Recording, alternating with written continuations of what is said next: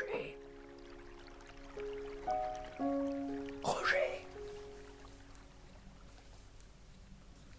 Roger. Ça dort combien de temps un chien? Ça fait 3 semaines qu'il a pas bougé. Bon. Bah écoute, on est reparti. Après ces longs mois d'absence, je pense qu'il était temps. En espérant qu'on a un peu plus de chance cette fois.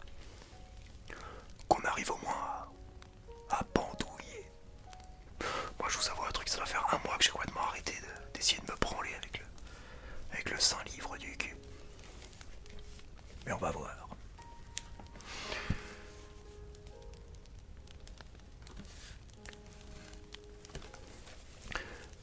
Mais avant ça les amis, j'aimerais vous parler de quelque chose. Je suis un peu stressé. Parce que je sais pas du tout comment vous allez réagir. Je sais pas trop si c'est le genre de truc qui se demande ou pas. Si ça se fait ou pas. Je vais essayer de vous vendre le truc le mieux possible. Pour vous convaincre. Et pour pas que vous me preniez pour un mec bizarre. Mais la dernière fois, je me suis branlé dans le lac. Et je dormais. Comme un somnambule en fait. Et quand j'ai joui, ça m'a réveillé. Et j'étais au bord du lac, putain.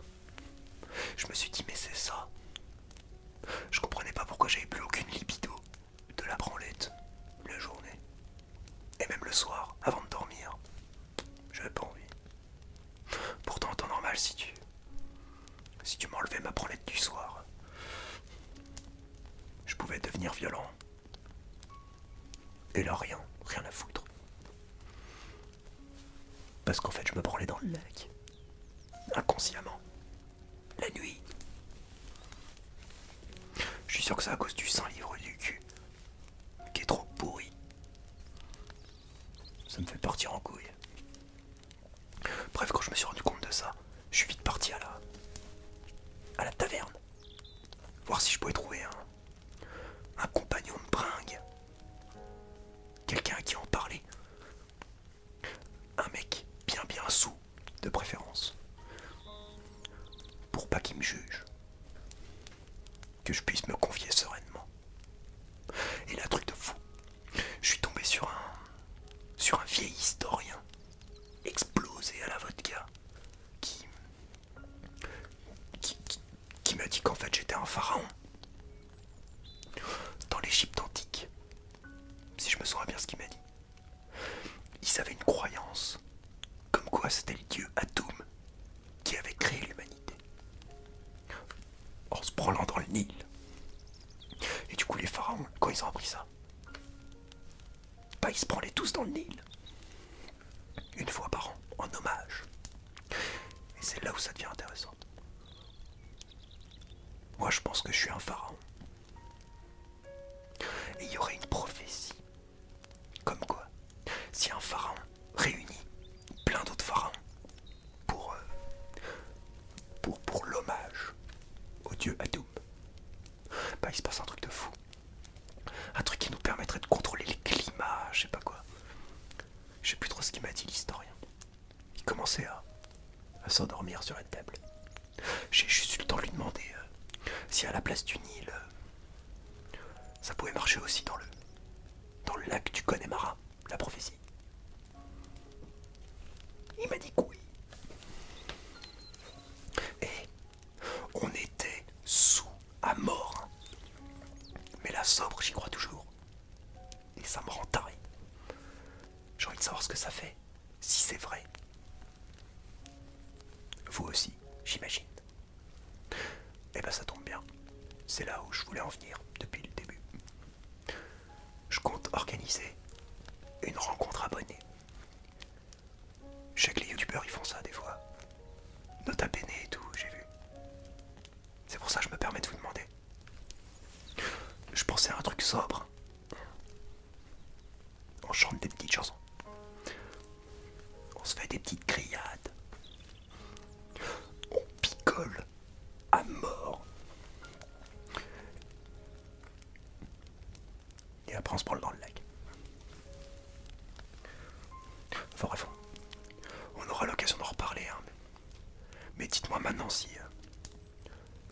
je suis à côté de la plaque. Aussi, ça peut être cool. Alors bien sûr, les 9 filles qui regarderont cette vidéo, vous pouvez venir aussi. Promis, on restera gentleman. Bon, il y aura toujours des gros cons qui seront là. Tu me donnes un coup de main. Vous inquiétez pas, j'ai pensé à tout. Je compte sélectionner parmi les 3000 mecs présents des modérateurs comme sur Twitch pour dire bon, arrêtez les mecs là. Et je les sélectionnerai avec soin, mesdemoiselles. Vous voilà rassurés. Moi je suis content. Je pense que je pouvais pas mieux vous vendre le truc. On est parti. Bonsoir. Je m'appelle Julie. Et voici mon histoire. Je commençais à somnoler en cette heure tardive, entièrement nu, comme à chaque fois que je me mettais au lit. Je déposais sur ma table de nuit ce vieux livre de contes que ma grand-mère m'avait prêté, puis j'éteignis la lumière. Des bruits confus me parvenaient vaguement, tandis que je m'abandonnais à un sommeil réparateur. Cette journée de cours s'était révélée aussi fatigante que les autres, et je me suis endormi rapidement, le visage éclairé par un rayon de lune. Tout à coup, j'émergeais de l'inconscience avec l'impression de n'avoir sombré dans le sommeil que quelques instants. Je me sentais si perturbé que je ne réalisais pas tout de suite que je me trouvais en pleine nature.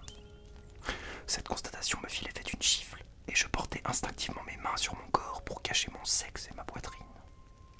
Effaré par la situation présente, je regardais autour de moi pour m'apercevoir que je me trouvais dans une forêt inconnue. Aucune âme qui vive, excepté quelques petits oiseaux qui raillaient le ciel d'azur de leur vol silencieux.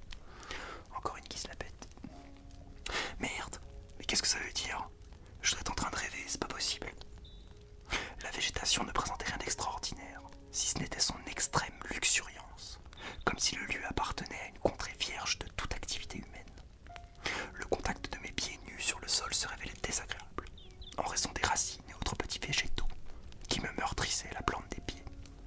J'étais partagé entre le soulagement de ne rencontrer personne pour me voir nu et la peur de me trouver seul en ce lieu inconnu.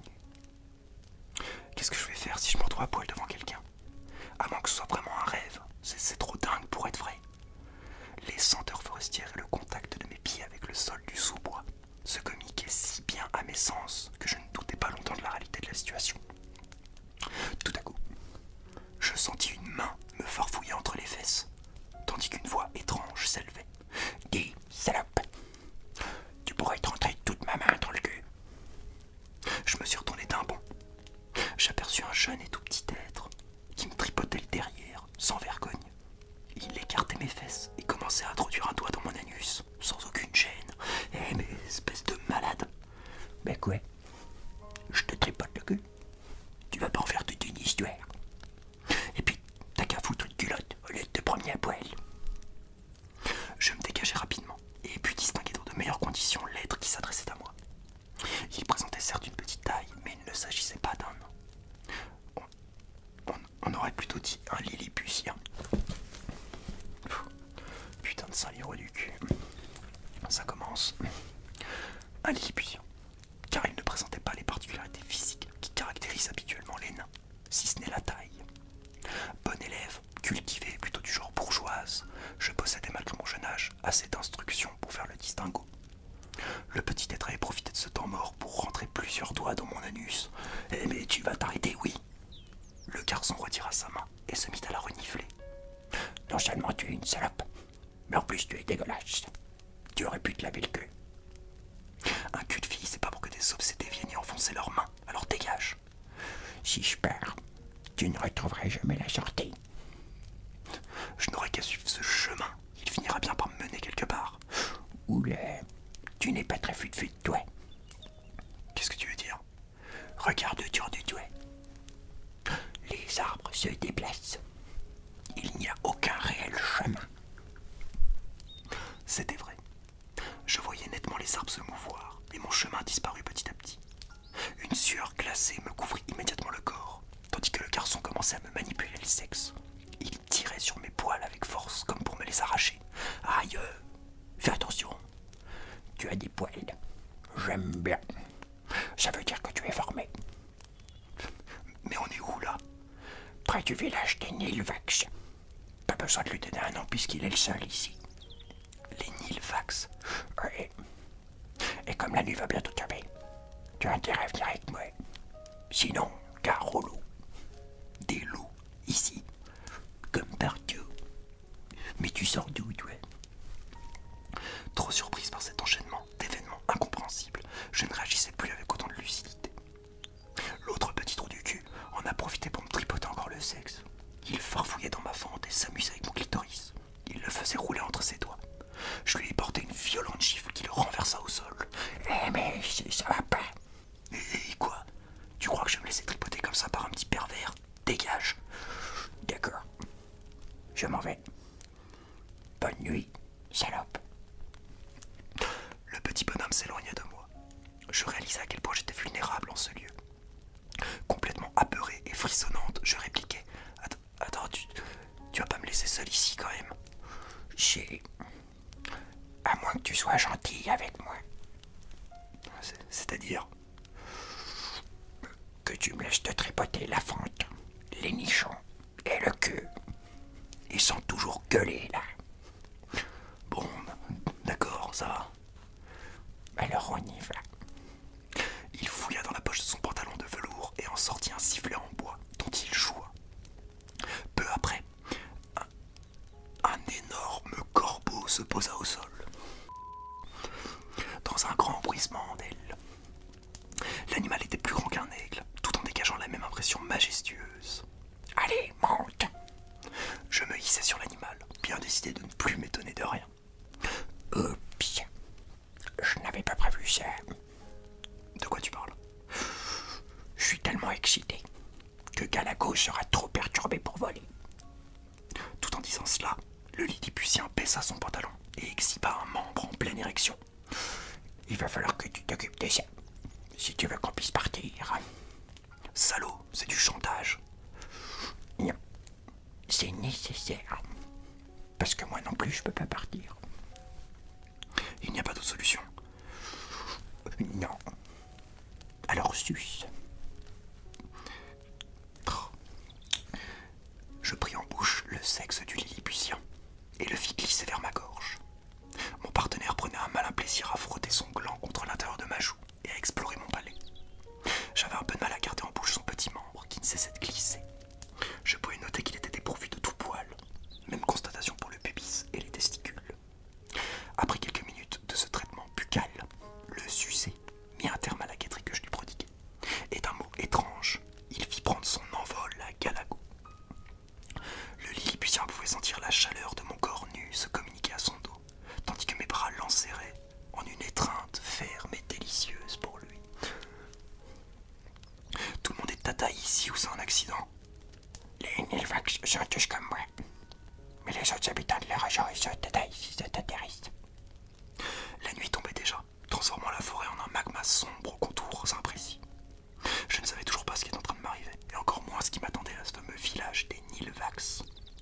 Au fait, comment tu t'appelles? Tom. Je vous jure que c'est pas moi. Mon arrivée dans le village fit sensation, les habitants n'ayant pas l'habitude de voir des humains, du fait de l'isolement de la communauté. Je fus confié aux soins d'une jeune fille du village qui me préparait un bain chaud avant de me savonner de façon un peu polissonne. Les mains de la fille s'égaraient dans les recoins les plus intimes de ma personne et insistaient particulièrement sur mes parties sexuelles. Après un frugal repas, je m'endormis à même le sol, faute d'un lit à ma mesure. Le lendemain, je fus conduite à la lisière de la forêt grâce à Tom, c'est toujours pas moi, qui mit une nouvelle fois Galago à contribution. Voilà, le plus gros est fait. Maintenant tu vas pouvoir retrouver les tiens. Je te souhaite bonne chance pour la suite. J'aurais quand même préféré ne pas continuer à me promener à poil. Tu comprends bien que nous n'avions pas d'habits à ta taille. Et puis attends, personne ne t'a demandé de te balader à poil après tout. Réprimant un mouvement d'humeur, je préférais prendre congé du Lilliputien, avant que la conversation ne s'envenime. Je progressais à travers une prairie embaumant les fleurs des champs de ça et là. Bientôt, je m'engageais dans un petit bois où je fis une drôle de rencontre. Un énorme lapin, à la fourrure blanc immaculée, m'apostropha alors que je passais à proximité. Jeune demoiselle, où est-ce que vous allez comme ça? Mais un lapin qui parle. Mais quoi? Tu parles bien, toi? Oui, mais je m'interrompis, me disant que de toute manière je ne devais plus m'étonner de rien. Les événements des dernières heures m'avaient blasé au possible. Tout ce que je veux, c'est retrouver les miens, ainsi que des habits décents. J'en ai plus qu'assez de me retrouver à poil devant des inconnus. Oui, j'en doute pas. Mais dis-moi, comment se fait-il que tu te retrouves dans une pareille situation? Tu as bien des parents quand même. Je ne sais pas où je suis, ni comment je suis arrivé ici. Point.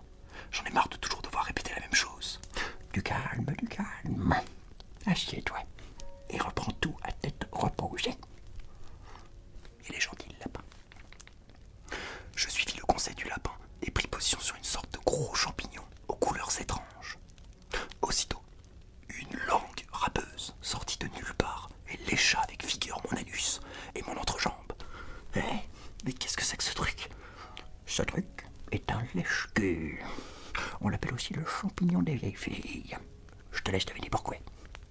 Si tu veux t'éviter de nouveaux désagréments, je te conseille de m'écouter et de bien faire ce que je te dis. Décidément, il va falloir que je te prenne en charge, j'ai l'impression. Cette idée n'était pas pour déplaire à ce personnage fantasque, dont la vue d'une jeune fille nue semblait alimenter ses pensées les plus perverses. Tu as de la chance de me rencontrer.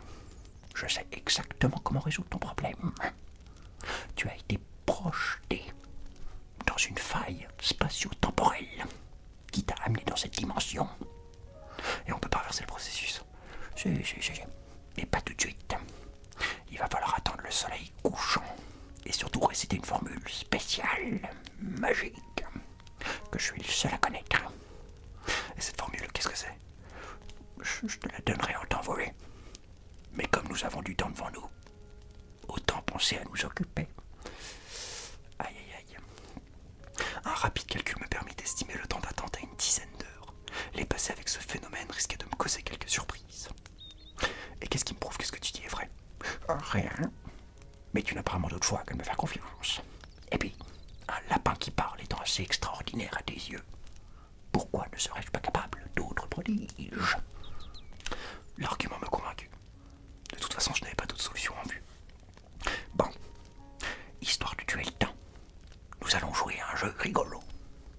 Tu te penches en avant et je saute par-dessus. Ensuite, on intervertit les rôles. Oui, un bête jeu de saut de mouton, quoi. Tu as une autre idée? Non. Alors mets-toi en position.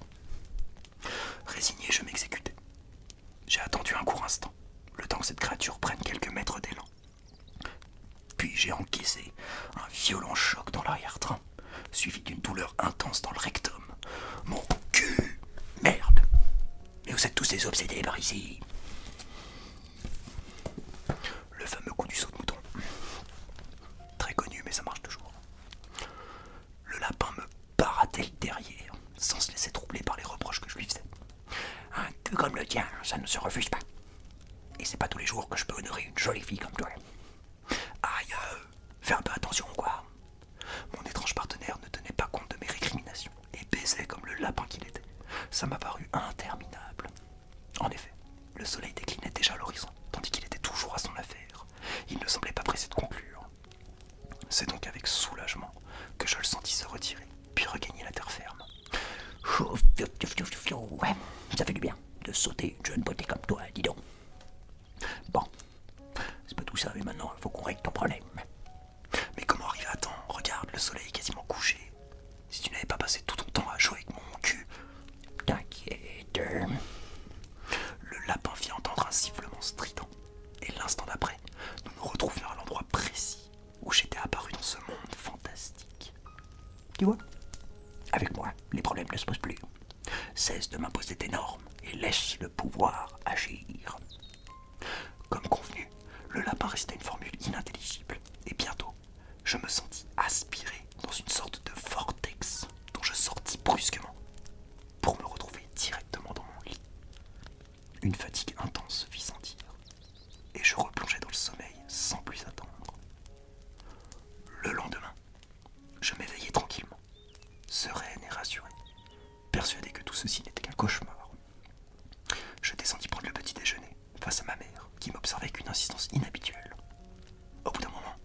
le silence en me posant une question inattendue.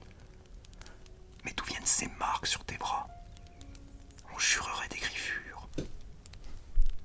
Je portais mon regard sur mes bras et découvris effectivement des marques assez singulières, sortes d'estafilades laissées par des griffes de dimension peu commune. Je compris et me mis à pleurer. Ce n'était donc pas un rêve.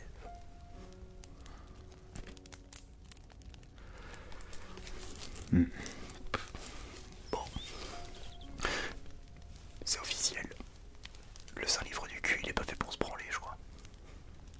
Je vais continuer à faire le pharaon dans le lac. Ouais, dites-moi vraiment pour la rencontre abonnée. Hein. Enfin, si vous êtes toujours là. Là, si vous dormez pas, vous pouvez vous en prendre qu'à vous-même. Comme ça risque d'être ma vidéo ASMR la plus longue.